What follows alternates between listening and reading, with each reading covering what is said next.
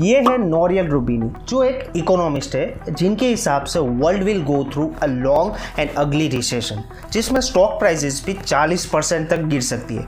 और रूबिनी को डॉक्टर डूम भी गिना जाता है क्योंकि इनके ज़्यादातर प्रेडिक्शन करेक्ट होते हैं और इन्होंने 2008 का रिसेशन भी करेक्टली प्रेडिक्ट किया था और इनके प्रेडिक्शन को दुनिया भर की दूसरी बैंक्स भी सपोर्ट कर रही है। यहाँ तक कि वर्ल्ड बैंक ने भी यही कहा है कि a big recession is coming. The world is worried about a recession. There is no doubt that a downturn is coming. Leading economies are predicting a slowdown. Joe Biden acknowledged that inflation is sapping the strength of a lot of families. The World Bank has put out a dire prediction. It affects all of us. It believes that the global economy may fall into a recession next year. अगर हम recession की बात करें तो recession की कोई specific definition नहीं है। अगर हम जेनरिक डेफिनेशन की बात करें तो वो है decline in 2 consecutive quarter in a GDP of economy, जिसका मतलब है अगर किसी कंट्री या फिर कोई इकोनॉमी में पिछले 2 क्वार्टर से या फिर 6 महीने से ज़्यादा जीडीपी की ग्रोथ डिक्लाइन कर रही है, उसको आप रिसेशन गिन सकते हो। और ये एक स्लो प्रोसेस है जिसके पीछे कई फैक्टर्स है। एंड 2008 के रिसेशन की बात करें तो उसका प्राइमरी रीज़न था यूएस की रियल एस्टेट इंडस्ट्री का फेल होना।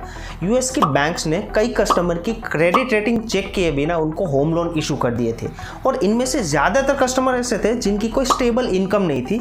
इसका रीज़न ये हुआ कि वो फ्यूचर में होम लोन्स रीपे नहीं कर पाए और इन्होंने डिफ़ॉल्ट करना स्टार्ट कर दिया। एंड बैंक्स के पास इनफ लिक्विडिटी नहीं थी कि वो अपने डे टू डे ऑपरेशन चला पाए। एंड लास्ट में रिजल्ट ये निकला कि ज़्यादातर बैंक्स ने बैंकरप्सी से डिक्लेयर कर दी और ये सिचुएशन धीरे धीरे रिसेशन में कन्वर्ट होगी। और ऐसी सिचुएशन आज के टाइम में यूएस में देखने को मिल रही है क्योंकि यूएस का inflation rate all time high limit पे है और इसको कंट्रोल करने के लिए यूएस गवर्नमेंट लगातार अपने इंटरेस्ट रेट बढ़ा रही है। जून 2022 में यूएस ने अपने इंटरेस्ट रेट 0.75% से बढ़ाए थे, जो यूएस की हिस्ट्री में 1994 के बाद सबसे बड़ा इंटरेस्ट रेट हाइक था। और एक रिपोर्ट के हिसाब से यूएस 2022 के खत्म होने से पहले 1.25% के इंटरेस्ट रेट और बढ़ा सकता है। अब शायद आपको यहाँ पे एक क्वेश्चन हो सकता है कि इन्फ्लेशन एंड इंटरेस्ट रेट में क्या कनेक्शन है। चलिए इसको एक एग्जांपल से समझते हैं कि इन्फ्लेशन का मतलब होता है कि चीज़ों की प्राइस में बढ़ोतरी होना, राइट,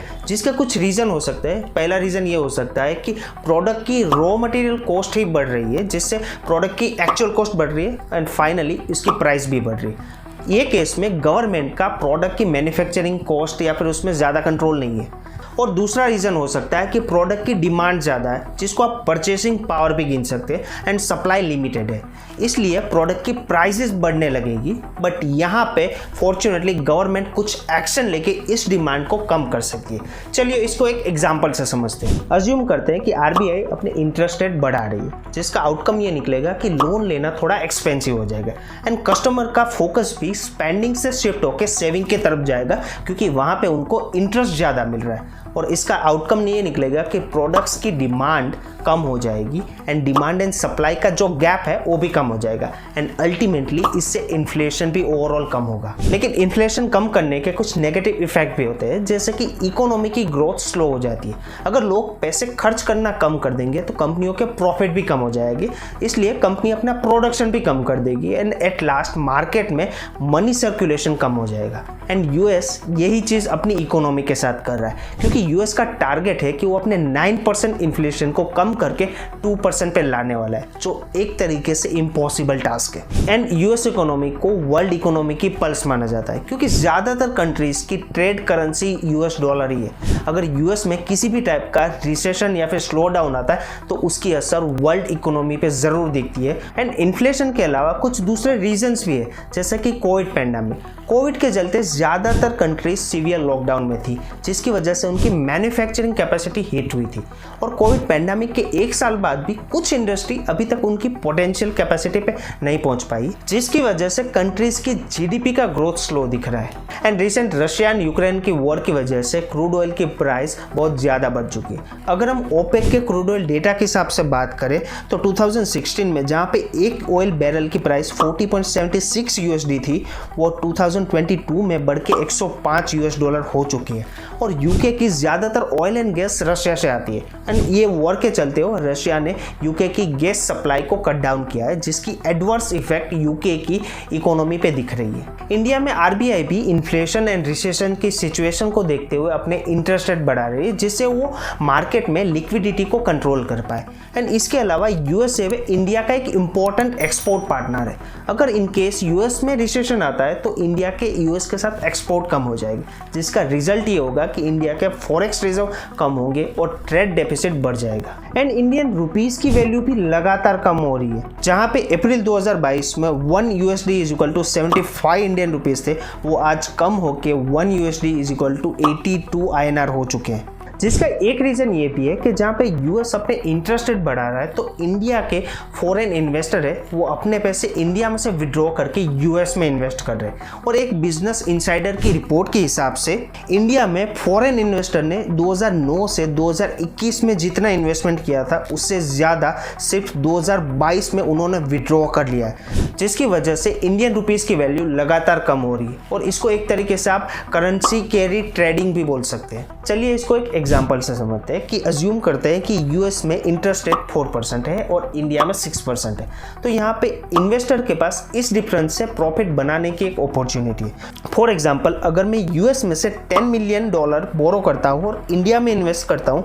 जो इंडियन करेंसी में होंगे 80 करोड़ रुपीस, जिसके ऊपर 6% के हिसाब से एक साल के बाद मुझे मिलेंगे 84.8 करोड़ रुपीस। और अगर यही अमाउंट को मैं डॉलर में कन्वर्ट करूँगा तो वो होगा $10.6 मिलियन एंड यूएस के इंटरेस्ट रेट के हिसाब से मुझे पे करने हैं $10.4 मिलियन। तो यहाँ पे इस ट्रेड के थ्रू मुझे 2 लाख USD का प्रॉफिट होगा। बट अगर यूएस अपने इंटरेस्ट रेट बढ़ा के 6% कर देगा तो मेरे लिए इंडिया में इन्वेस्ट करके प्रॉफिट बनाने की कोई अपॉर्चुनिटी नहीं है। और इसके अलावा इंडियन रुपीस की वैल्यू गिरने का भी एक अलग से रिस्क है। तो इस सिचुएशन में ज़्यादातर इन्वेस्टर अपने पैसे इंडिया में से पुल करके यूएस में इन्वेस्ट करेंगे, क्योंकि यूएस की करेंसी इंडिया की करेंसी से ज़्यादा स्टेबल भी है। और इसी चीज़ को काउंटर करने के लिए इंडिया को अपनी FDI पॉलिसी में कुछ रिफॉर्म्स लाने पड़ेंगे और उसको लुक्रेटिव बनाना पड़ेगा, जिससे ज़्यादा से ज़्यादा वर्ल्ड के फॉरेन इन्वेस्टर इंडिया में इन्वेस्ट कर पाए। इंडिया आज वर्ल्ड की 5th लार्जेस्ट इकोनॉमी है एंड वेस्टर्न कंट्रीज़ के लिए इंडिया एक इम्पॉर्टेंट ट्रेड पार्टनर भी है। जैसे आपने रिसेंट रशिया यूक्रेन वॉर में देखा था कि वेस्टर्न कंट्रीज इंडिया के ऊपर इनडायरेक्ट प्रेशर बना रही थी कि वो रशिया के अगेंस्ट कुछ एक्शन ले, बट इंडिया ने अपनी पोजीशन न्यूट्रल रखी थी। फिर भी यही वेस्टर्न कंट्रीज इंडिया के साथ healthy trade and political relation maintain करने में इंटरेस्टेड है, क्योंकि उनको पता है कि अगर एशिया में चाइना एंड रशिया का डोमिनेंस काउंटर करना है तो इंडिया एक इम्पॉर्टेंट अलाई है। कोविड पैंडेमिक एंड चाइना का रशिया को सपोर्ट करने की वजह से कई कंपनियां अपनी मैन्युफैक्चरिंग फैसिलिटी चाइना से निकाल के दूसरी कंट्रीज में शिफ्ट करने का प्लान कर रही, जिसको इंडिया अच्छे से कैपिटलाइज कर सकता है, जिसकी वजह से इंडियन GDP को एक अच्छा बूस्ट मिल सकता है। तो इसी के साथ हमारा आज का ये वीडियो यहीं पे खत्म होता है। अगर हमसे कोई डिटेल मिस हो गई है तो हमें कमेंट सेक्शन में ज़रूर बताएं। Thank you very much for watching. Will see you next one.